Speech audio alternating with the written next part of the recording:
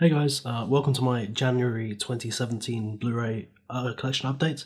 I haven't made one of these in a very, very long time. It's been since, I think, maybe September, and I've picked up a lot of films and an awful lot of box sets as well. I think I've got about 10 box sets this update, so I'm just going to run through them at the minute. The way I'm going to do it is I'm going to go from the Arrow collections that I've picked up. Then I'm going to move on to Criterion, because I've started collecting some of the UK Criterions. Then move on to Masters of Cinema, and then other kind of releases and box sets that I've also picked up. So the reason I'm doing this update now is because I've recently moved house and got a new job, so I've kind of had to hold things, and some of the things that I'm going to talk about I haven't actually got on me at the moment, but I have picked them up, so you'll know about them as well. So we'll start off with the standard releases from Arrow Academy that I've picked up. There's only 3 of them here, and I haven't seen any of them, but I'm looking forward to checking them out. First up is The Naked City. This is meant to be an excellent film noir. I'm trying to get into more film noir as well. It's a genre that I don't know much about, and I'm quite interested in. This comes with a lot of special features, and I've heard very good things about it, so hopefully it's good. So next up is a film called L'Assassino, or The Assassin. I've got no idea what this film's about. It's meant to be quite good. It has Marcello Mastroianni in it, who's in 8½, and a couple of other Fellini films, and he's an excellent actor. It's got a lot of special features, so I'm looking forward to checking it out. Unfortunately, when I bought this, it came with the DVD separately like this. The little thing that holds it normally isn't in there, which is a bit annoying, but I did pick it up for under a £5, I think, so it was a decent pickup. Next up is a Czech film I don't know anything about, but I'm intrigued to check it out. It's called Closely Observed Trains. I've heard very, very good things about this, and the kind of premise interested me a lot, so hopefully it's good. So next up we move on to the box sets that I picked up from Arrow. I have here about 7 of them, so I'll go on the dates of their releases individually and then kind of progress through. First up is a collection that came out in January of last year. It's the Jacques Rivette film collection, which comes with a 13-hour film called Out One, which I'm interested to check out. I'm not familiar with the French New Wave, or as familiar as I ought to be. Filmmakers like Jean-Luc Godard don't really interest me that much, but Truffaut does, and I quite like Chabrol. I know nothing of Rivette, so picking up this collection is something which I'm looking forward to going through. The art design on this edition is absolutely gorgeous. As you can see, they're all kind of digipacks, and it's just a beautiful, beautiful release. If you'd like me to do an unboxing or a review of this set, please let me know in the comments, or for that matter, any of the things that I'm showing in this video. I'm very happy to make unboxing videos, as I have done in the past, and yeah, I'd highly recommend picking up most of the stuff that Arrow Academy puts out. They put out some really cool editions, and this is just an excellent set. Next up is a release that I actually got a few days after I picked up the Taviani films, but this is the Human Condition trilogy by Misaki Kobayashi. These films are meant to be excellent. They're meant to be some of the best films of world cinema and Japanese cinema ever. And I've only seen the first part so far, called No Greater Love, and I really, really enjoyed it. I wasn't able to watch 2 of these because of my house move. I didn't have access to them, but the first film was absolutely incredible. I'm really pleased with the release, actually. It's got incredible, incredible quality transfers on as well. These are films which are just exceptional, really, really good films. The only thing that I'm a bit annoyed about this release is that the special features are very, very bare bone. It has someone talking about the films, but they're not very long, and when I listened to it, it kind of seemed like they weren't giving any more insight. They were just repeating what was already shown in the film. So the special features which are on here aren't particularly good, but the transfer is amazing, and just having this impressive film as part of this collection is great. Next up is a box set of a filmmaker I don't know much about and need to. So this is Woody Allen. The only film that I'd seen before picking up these collections was Midnight in Paris, which I found really, really nice. Really good film, very charming, and at that point I hadn't really associated the way that the characters in that film are very much like Allen himself. So I've been picking up the films that Arrow have been releasing from Allen's work, and yet again, The most annoying thing about these sets is that all the Allen sets that Arrow are releasing do not come with any kind of special features, which is ridiculous. I've heard that Woody Allen himself doesn't want special features and doesn't like the idea of them, but as a film collector and someone who's interested in the medium of film, reading about these films and watching online material is enjoyable, but it'd be good to have those kind of things on these discs within the collection. They do come with hardback books, which are very nice, which has like an interview with Woody Allen and a kind of essay by a critic about each individual film. So this box set contains Bananas, Everything You Always Wanted to Know About Sex But Were Too Afraid to Ask, Sleeper, Love and Death, Annie Hall, and Interiors. Now, since buying this, I've seen 3 of them, and I'm kind of I can't really decide whether I really like Allen. I don't find his films very funny, which is where the problem kind of lies with me enjoying them. The kind of techniques that he explores and the thing that he does within his films are excellent. Like the way he uses camera, the way he kind of mimics different kind of styles and genres, like the segments in Everything You Always Wanted to Know About Sex, which really replicate the Italian films of the 60s. I really enjoyed Annie Hall, though. I think that is a very good film. The main thing I have an issue with Allen is that I don't find him as funny as I think other people do. Next up, in my opinion, I think this is potentially the best film release of the year. We have Krzysztof Kieslowski's Decalogue and other television works. When they announced this, I instantly bought it.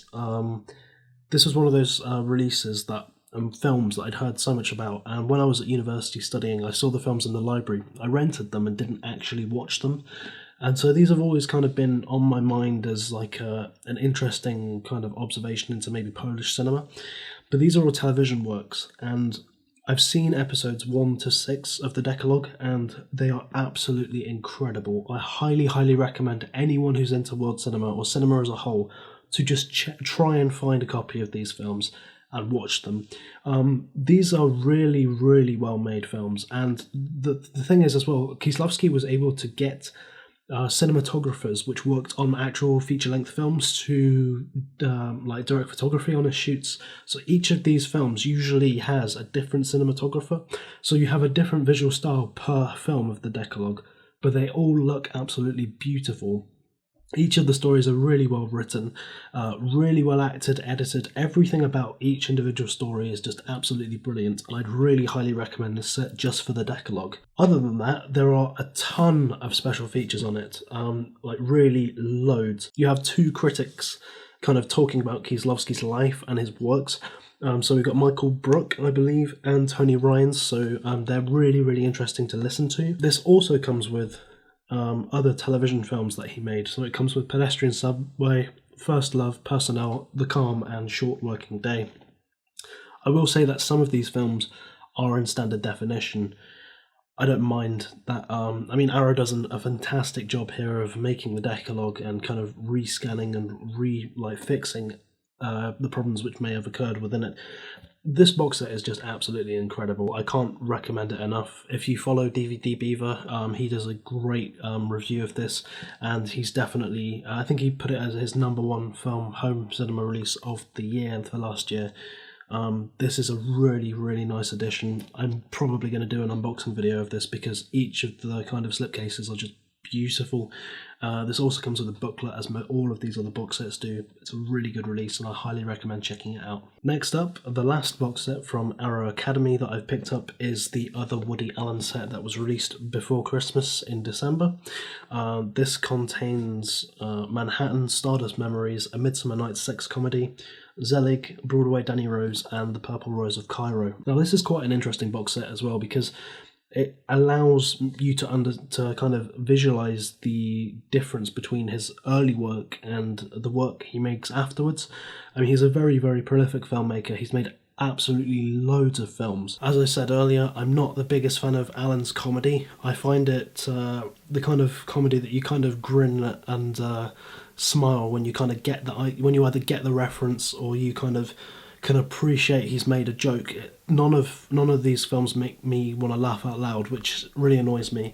But I think what he does for cinema and with the camera and what he's doing to the medium as a whole is excellent.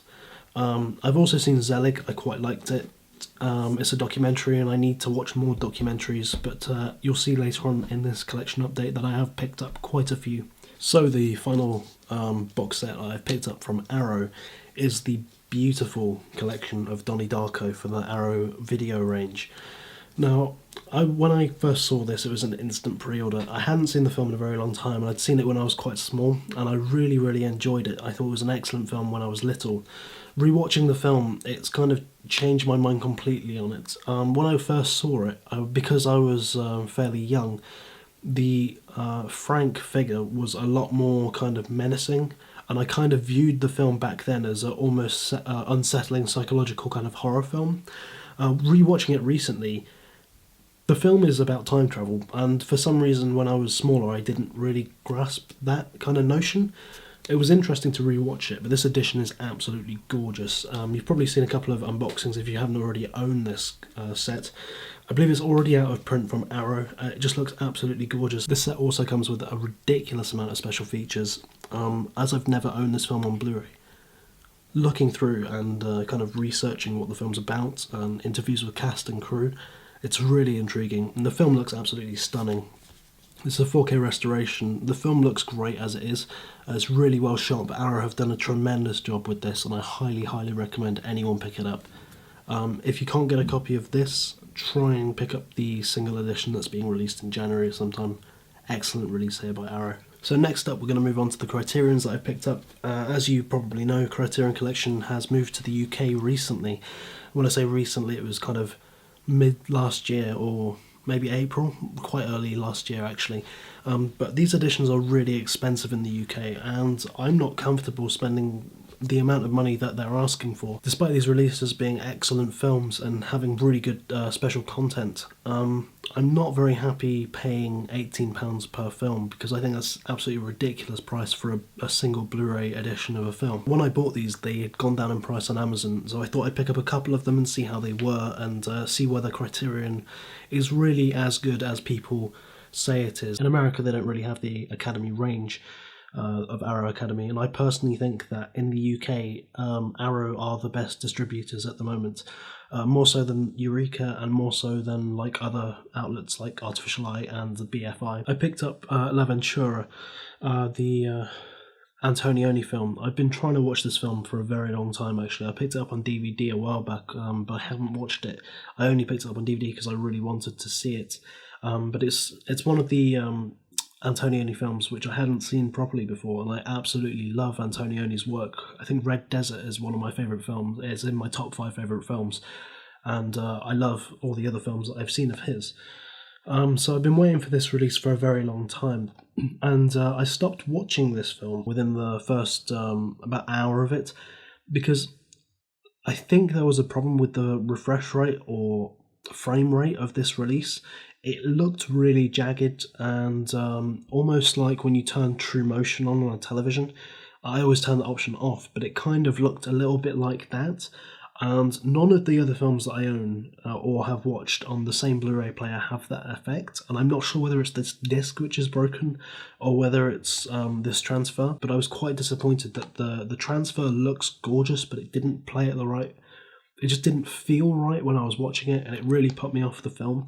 From what I'd seen, I'm going to love this film when I finally get around to watching it properly, but I don't know if I need to pick this up again. If you know of this film not working properly with Criterion, or whether technically it was filmed differently, could you let me know in the comments, so I am aware of the problems with this release. This was the first Criterion I've actually picked up and started watching, and I wasn't blown away by how amazing it was because of that. Next up, another film that I have watched, Criterion's release of Cat People. Fantastic film noir horror film kind of thing.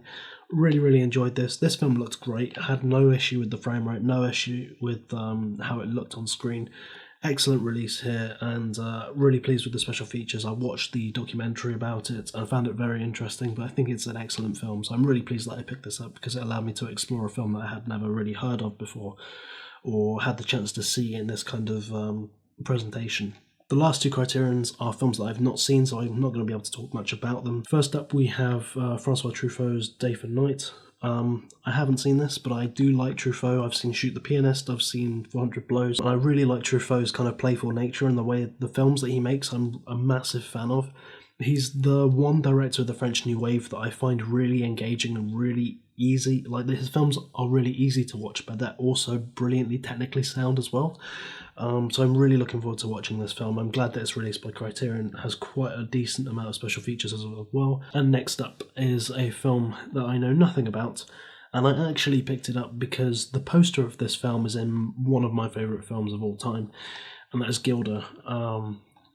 The poster of Rita Hayworth is in the bathroom in Mulholland Drive, which is potentially one of my favourite films of all time. I picked it up because I've not seen this. I know Criterion have quite a lot of classical Hollywood films, and I don't really know that much about the classical era of Hollywood. I find the films quite hard to approach sometimes, and picking them up in this format and these kind of transfers is an excellent way to get into it. I'm looking forward to checking it out, and yeah, that's my final Criterion I've recently picked up. Next up, we move on to the Masters of Cinema collection. I've only picked up a couple of things right now, but I've picked up the Computer Chess. I haven't seen it. I've heard mixed kind of feelings towards this film. Picked it up because it was a Massive Cinema release, and it was really quite cheap on Amazon a couple of days ago, which is why I've picked it up. This and the next film I'm going to show were both lower than normal for Massive Cinema releases, so I thought I might as well check them out. A lot of special features here, 3-disc edition Blu-ray, and yeah, I'm interested to see what it's about, whether I'm going to like it or hate it. It seems to be one of those polarizing films that you either do love it or hate it, but I'm going to give it a chance and hopefully it's enjoyable.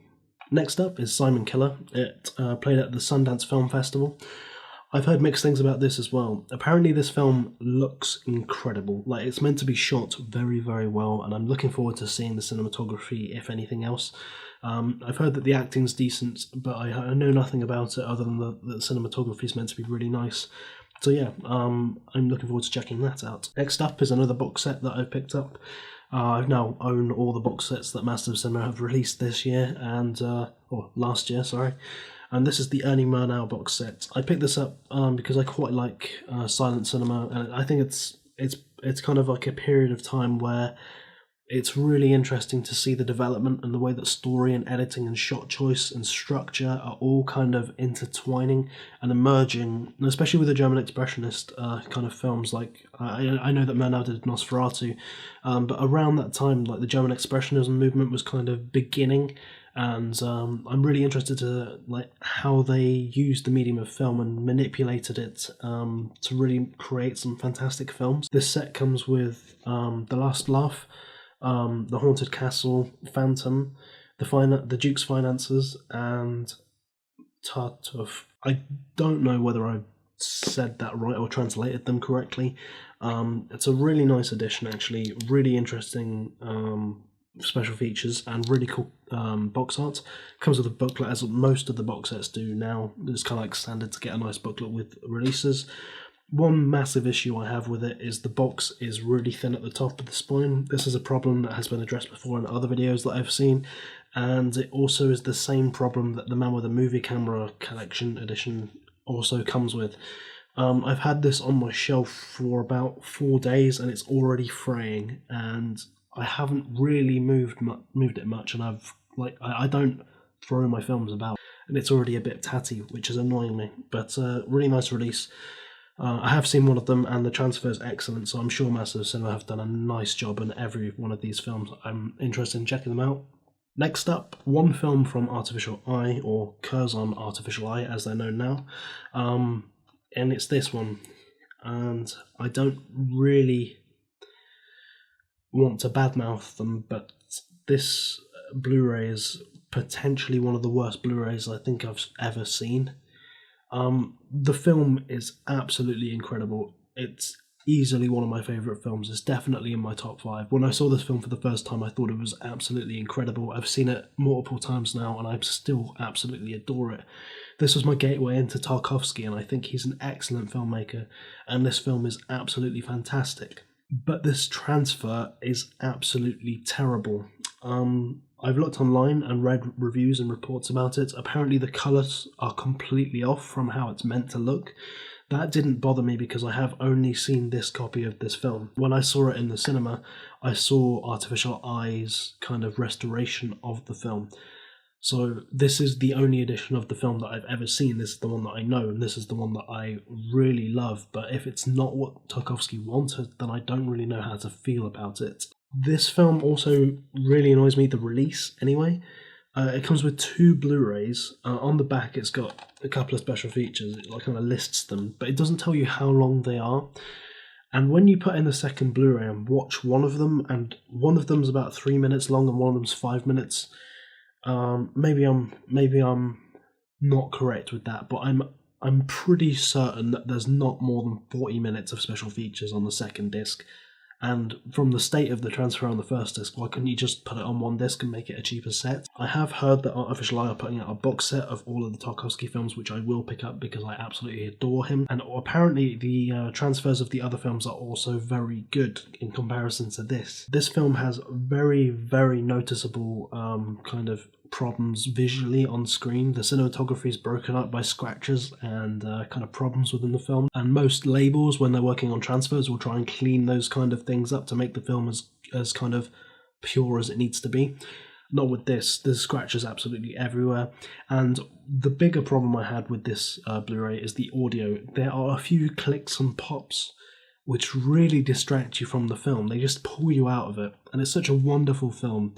It creates such a wonderful experience watching some absolutely fantastic kind of... It's just absolutely amazing. I can't really talk any more highly about this film. But this release really does not give it justice, and I'm really, really annoyed that they've made this a bad transfer and a bad release of such an amazing film. Next up is the BFI films that I've recently picked up. So I've got first up Around the World with Orson Welles. I've not seen this. It's going to be a documentary kind of series where Orson Welles goes around the world and talks about different countries and visits different countries. It could be cool. It's by the BFI and it's Orson Welles, so I'm expecting it to be a good film. Next up is a collection I don't actually have on me at the moment because of the house move, but I picked up a copy of the Quay Brothers and their it's almost complete animated films. This edition is absolutely beautiful, and when it got released it was only £11, so I thought I'd pick it up. You know, it's a BFI box set. I mean, I picked up the Bill Morrison set and was really unexpectedly surprised by how amazing the films in that collection were. So when I picked up the Quay Brothers, I didn't really know what to expect. And they are really cool. They're really, really good animated films. Stop motion animation, very creepy. The soundtracks are fantastic. The attention to detail and the animation and the style, the art style and the design of them are all absolutely exceptional. They're very weird and surrealist, but I think that gives them a whole nother level of charm. Very, very unsettling visuals, but you don't really know why. It's just things that just don't look right or normal, that are just weird, and it's a really wonderful box set. It comes with a lot of their films. It's annoying that I don't have it on me because I'd be able to read you all of them, but I highly, highly recommend you check it out. It comes with a lot of special features. It's across 2 Blu-ray discs, so you get a lot of film for your money, and each of the films individually are interesting and engaging in different ways, and the special features kind of delve into the way that they animate, delve into the way that they approach different things. They seem like pretty odd people, but the films they make are fantastically weird and creepy, surrealist animations, and I'd really, really highly recommend checking it out just to explore a type of cinema that you may have not seen before. I really, really like this edition. I'm really pleased that I picked it up. Next up, another box set following the Quay Brothers one, the Werner Herzog collection. I've been after this for a very long time. I've not seen any Herzog films, which is pretty bad for someone who's interested in films. This comes with 18 of his films. It's absolutely huge. Released by the BFI, it comes with quite a few special features.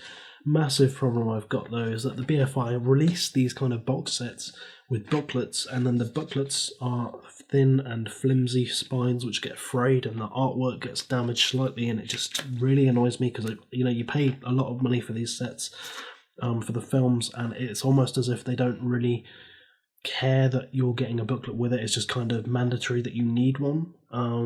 I found that with the other kind of releases from the BFI before, and it's a problem I think they have with their, I don't know whether it's their attitude or whether they just don't have enough content to make them thicker spines. But when you've got a box set like this and the spine of the actual book is out facing or hitting against the wall or the shelf or another box set you've got, it can really damage it, and it's a bit annoying. I'm looking forward to checking these out regardless, and Herzog is a filmmaker I don't know anything about, so it'd be cool to explore his work. So following the kind of documentary feel, I've got Joshua Oppenheimer's films The Act of Killing and The Look of Silence. This was recommended, The Act of Killing was recommended by a friend to watch. I hadn't seen it before. I've heard it's absolutely incredible, and I'm pretty sure that both of these films have won awards as well. This comes with a couple of special features as well about making the films, and I'm looking forward to watching them after seeing them. I'm hoping that they're really good, and they're more documentaries that I need to watch. It's a genre I need to know more about. Actually watching Zelig was an excellent kind of insight into the world of how people might view documentaries and make documentaries, and how I would compare that film with the films of Werner Herzog and Joshua Oppenheimer. Actually, these kind of films all kind of intertwine and link together, so I'm glad I've kind of picked these up. Next up is another box set. This collection is one that I'd seen the Criterion Collection get recently, and when that got released, it got a ridiculous amount of people saying, "Oh, this is one of the best releases ever." I'm so glad that they put out his work. He's an excellent filmmaker. But in the UK and Region B, Studio Canal released all of his films as well, and that's the Jacques Tati set. Really, really huge. It contains all 6 of his full feature-length films. It also contains a lot of his short films as well, so you're getting a lot of content here. Really nice presentation and design. It's different to the Criterion edition's like art design, but I don't know how different the special features and short films are. This comes with special features and short films and a little booklet. Again, it comes with one of the thinner booklets with just staples, which, as I just discussed with the Werner Herzog collection, isn't great. But yeah, I'm really, really pleased with this. It dropped in price significantly. All the editions are really quite thin on spines.